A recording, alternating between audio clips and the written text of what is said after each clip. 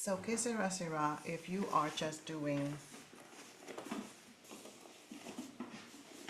broken chord, we can try the first phrase completely because it's just what?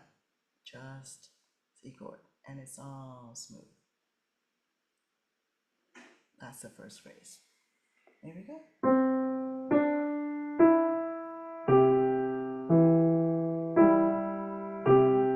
All smooth. And I would repeat that over and over and over until, so stop the video, until you get to this beat.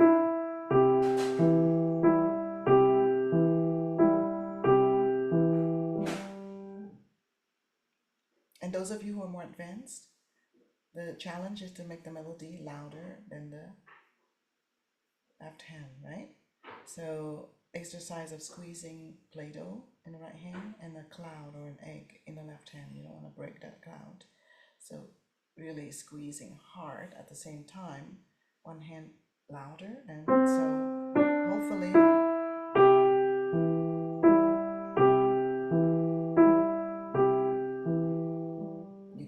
you're able to bring this hand louder. But I would also do that as a technique. If you're doing your warm-up and you clearly hear this hand more, that's a good sign. If you're doing your warm-up and you hear, that's not a good sign, right? So those kind of technical things should be practiced outside of your song. But if you're just putting two hands together, you could probably just do the first phrase, and don't matter if your left hand is too loud for the moment, because what your goal is right now is just putting your two hands together. So let's do the pink phrase. Number 2 on E, C chord still. Still C chord. G7 at the end of that phrase, the pink phrase. And here's the difficulty, you have to jump. So do aim for that same finger jumping up in time. So I would recommend that you practice the jumping. So going from this to this.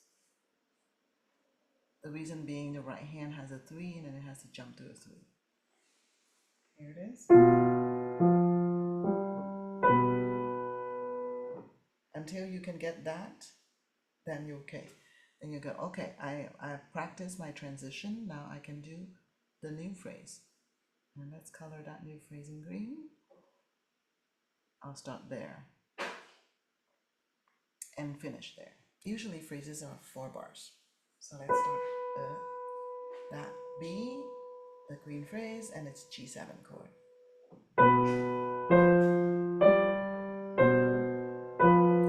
Look on the second line. Oh, second line is not G7 anymore. So the difficulty of this phrase is in fact your change of chords here. Right? So let's start again and just know that you need to focus a little more on the left hand when your eyes are shifting to a new line. So let's start from the green again.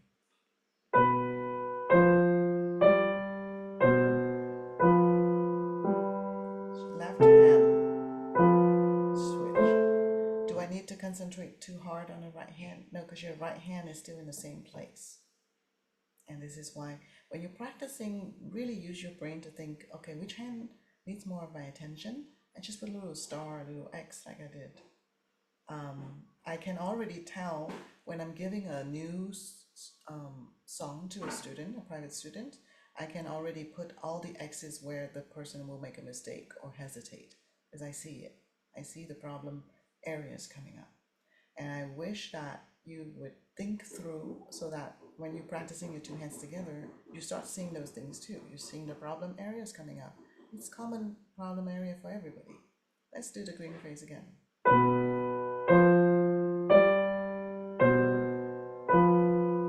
Left hand has to move. The right hand just stay put. And left hand has to move again. Right? So the difficulty in this green phrase are all in the left hand because it changes from G7 to F to G7.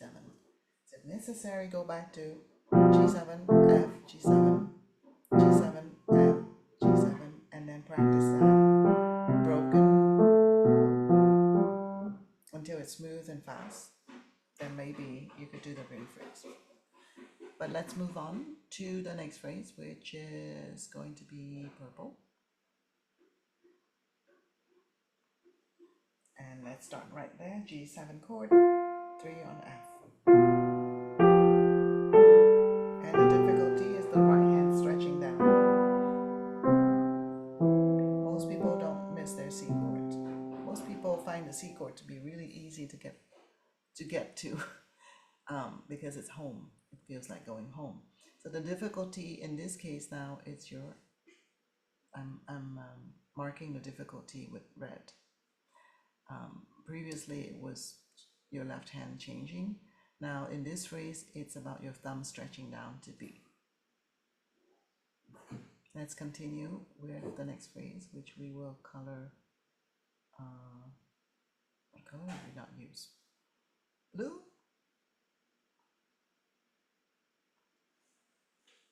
C with C chord. B flat. F chord. Okay, you might think that the right hand is difficult.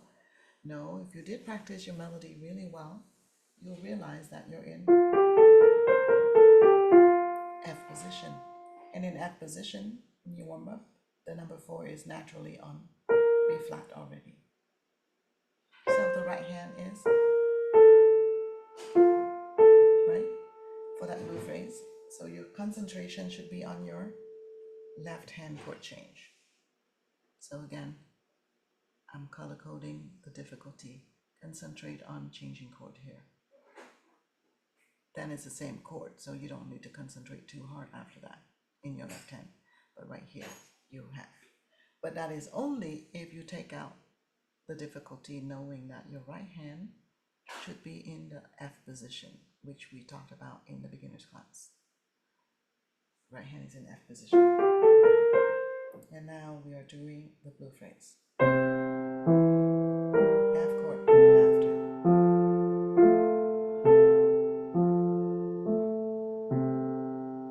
And I stop there because the next phrase begins on that last note. So I stop right there. And now I'm going to begin that last bit. But I have to erase everything and scroll up a little bit.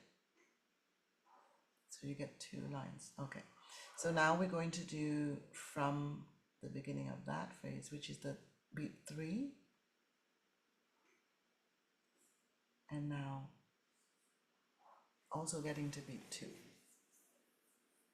And remember when we were covering the right hand that this is not really a phrasing, it's lifting your hand. So a comma would have been appropriate there. So let's start there. B with an A.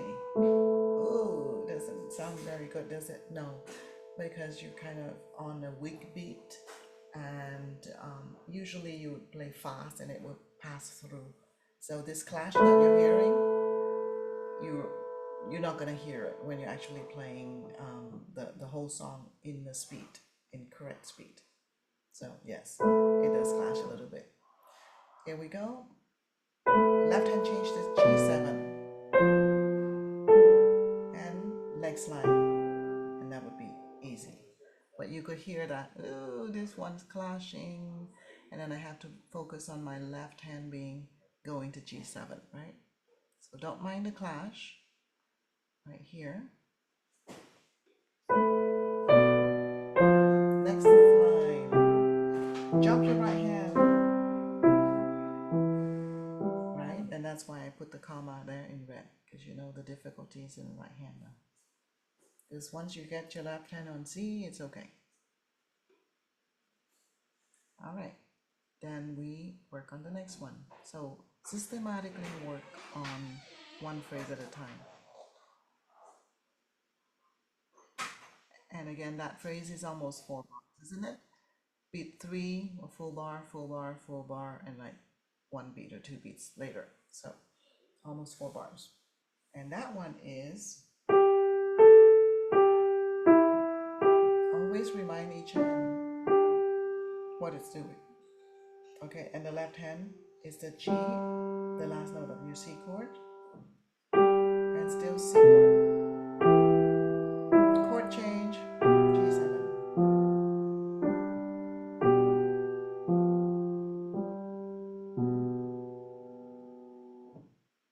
So pause your video and practice many times until you could get that phrase, 2 hands, really good.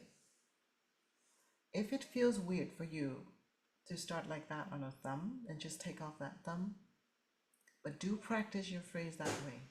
You can take off the thumb when you're practicing one chunk and just come in on the beginning, like that.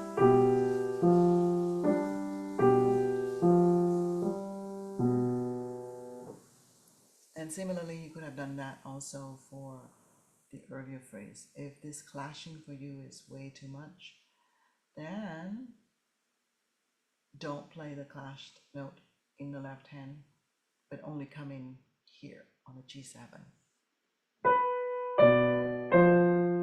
Next line, jump your right hand, right? So that's one way to get rid of those clashing sound and the coordination problem, is not to play the last note of your chord, but only come in when the chord is new. Let's continue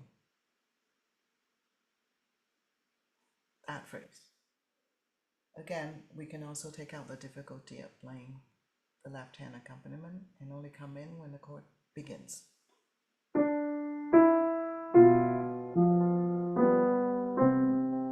Right? Sounds better than having to go, even though it doesn't clash. It's a heavy duty on coordination and like, oh, what finger is doing this, blah blah blah. So you just take out that. And the last phrase is G7 chord. It begins with G7. So begin the bar itself.